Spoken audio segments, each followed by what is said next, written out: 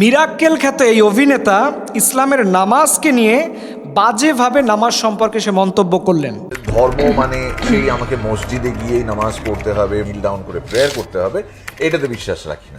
এবং আনফর্চুনেটলি তাকে নাকি আমাকে মুসলিম বলতে হবে। এই জাতীয় মানুষকে মুসলিম বলবো না অন্য কি বলবো এটা আমার বুঝে আসে না। সে বলে যে নামাজ পড়তে যখন যাই ইমাম সাহেব যে কোরআন থেকে তেলাওয়াত করেন, এই তেলাওয়াত বোঝার কোনো বিষয় নয়, এটা শোনারও কোনো বিষয় নয়, এটা জাস্ট নর্মালি একটা বিষয়। এবং সে আরও বলে যে মসজিদে গিয়ে নামাজ পড়া এটার কোনো দরকার নেই। নাউজুবিল্লাহি মিন যালিক। নিজেকে আপনি মুসলিম পরিচয় দিচ্ছেন অথচ নামাজের ব্যাপারে আপনার এই বাজে মন্তব্য। আমি এবং শুনলাম ওনার স্ত্রী নাকি একজন হিন্দু। এই জাতীয় মানুষকে আপনি মুসলিম বলবেন না খ্রিস্টান বলবেন না ইয়াহুদি বলবেন এটা আসলে আমি বলতে পারবো না, কিন্তু এই জাতীয় মানুষগুলো সূক্ষ্মভাবে ইসলামের গোড়া কেটে দিচ্ছে। দেখেন, নামাজ অবশ্যই আপনাকে জামাতে শাহিদ পড়তে হবে, এটা কোরআন হাদিসের অসংখ্য প্রমাণ এটার সাথে জড়িত আছে যে নামাজ একজন মানুষকে অবশ্যই মসজিদে গিয়ে পড়তে হবে। এবং এখানে সোয়াবের দিক থেকেও আল্লাহ রসুলের হাদিস এসেছে। পাশাপাশি রসুল করিম সাল্লাল্লাহু আলাইহি সাল্লাম নামাজ যদি কেউ মসজিদে না পড়ে তার ব্যাপারেও তিনি কথা বললেন। রসুলের একজন অন্ধ সাহাবিকেও তিনি অন্ধ সাহাবিকে নামাজ পড়ার জন্য মসজিদে পর্যন্ত যাওয়ার ব্যাপারে রিকমেন্ড করলেন, তাকে আদেশ দিলেন। অন্ধ মানুষ ঘরে বসে নামাজ পড়ার সুযোগ নাই, অথচ এই জাতীয় মানুষ মানে হাদিসের উপরে কথা বলে, হাদিসের বিরোধিতা, প্রত্যক্ষ হাদিসের বিরোধিতা হচ্ছে।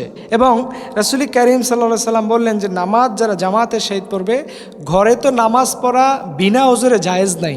ঘরে আপনি মনে চাইছে বসে নামাজ পড়লাম, এই নামাজ কখনো জায়েজ নেই। কিন্তু হ্যাঁ, যদি আপনার কোনো জরুরত থাকে, মাজরুরত থাকে, সেই ক্ষেত্রে আপনি এটা করতে পারেন। কিন্তু খামখেয়ালি করে দিনের পর দিন র্যান্ডমলি আপনি প্রতিনিয়ত ঘরে নামাজ পড়বেন, এটার পারমিশন ইসলাম আপনাকে দেয় না।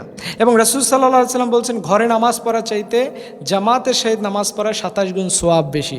এভাবে করে কোরআন হাদিসের অসংখ্য প্রমাণ মেলে যে আমাকে অবশ্যই নামাজ মসজিদে পড়তে হবে। কিন্তু আমি এই জাতীয় মানুষদের এখন না পারি অমুসলিম বলতে, না পারি ইসলাম বিদ্বেষী বলতে, না পারি অন্য কিছু বলতে, কিন্তু দেখা যায় তারা নিজেদেরকে এই জায়গাটাতে রোল করে এইভাবে যে আমি একজন মুসলিম, সো এই জিনিসগুলো আমার ভাল লাগে, আমার ভক্তকুল যারা আছে তারাও এইভাবে নাও।